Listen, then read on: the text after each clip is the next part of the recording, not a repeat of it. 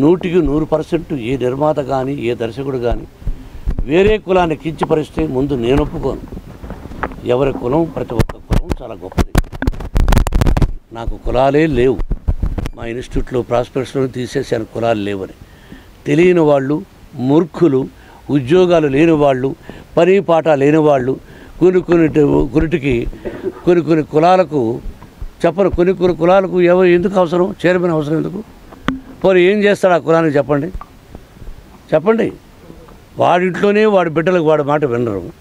వాడు మళ్ళీ సంఘంలోకి వచ్చేసి నేను ఒక చైర్మన్ చెప్పుకుంటూ ఉంటాడు డబ్బాలు కొట్టుకొని. చాలామంది ఉన్నారు. వాళ్ళ మాటలు విని నిజమైన కులాలు ఎవరు నమ్మద్దండి. అంత మోసం. మనందరం ఒకటే.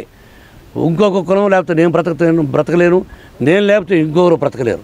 అందరం కలిసిమెలిసి ఉండాలి. అన్ని కులాలు ఒకటే. ఇది గుర్తుపెట్టుకొని కలిసిమెలిసి ఉందాం. నిర్మాతగా ఎవరిని కించపరిచేది ఉండదు. అలాగే విష్ణుబాబు సినిమా తీస్తున్నటువంటి నిర్మాతలు కూడా చాలా మంచి వ్యక్తులు. ఇంతకుముందు చాలా మంచి సినిమాలు తీశారు.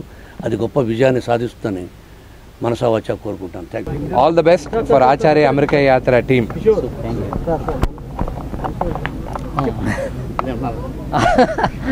అందరికీ నమస్కారం. Thank you. ప్రొడ్యూసర్ గారు నేను ఉన్నాను మాట్లాడాలన్నారు ధైర్యంగా.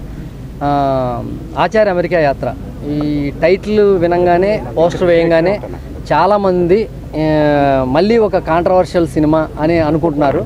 ఇది కాంట్రవర్షియల్ కన్నా ఎంటర్టైన్మెంట్ ఎక్కువగా ఉన్న సినిమా. కాంట్రవర్షియల్గా చూడొద్దు, ఎవరిని ఇబ్బంది పెట్టే విధంగా ఈ సినిమా ఉండదు. ముందుగా మా నిర్మాత గారు కానీ హీరో గారు కానీ చెప్పిన మాట అదే, మనం కాంట్రవర్షియల్కి వెళ్ళొద్దు. హెల్దీ కామెడీ, కడుపుబ్బా నవ్వుకునే ఒక మంచి కామెడీ సినిమా తీద్దామని అందరం అనుకున్నాం. అలాంటి మంచి సినిమా ప్రేక్షకుల ముందుకు వస్తుంది.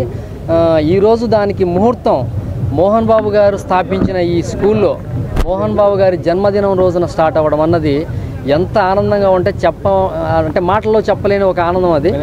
సో ఆయన ఈ స్కూల్ ఎంత సక్సెస్ అయిందో అంత పవర్, అంటే ఈ స్థల మహత్యం అంటారే, అలాంటి స్థల మహత్యం ఈ స్థలానికి ఉంది. సో ఇలాంటి మహత్తరమైన స్థానంలో మేము ఈ సినిమా ముహూర్తం చేసాం. ఈ సినిమా అద్భుతమైన విజయాన్ని అందుకోవాలని నేను మనస్ఫూర్తిగా కోరుకుంటున్నాను.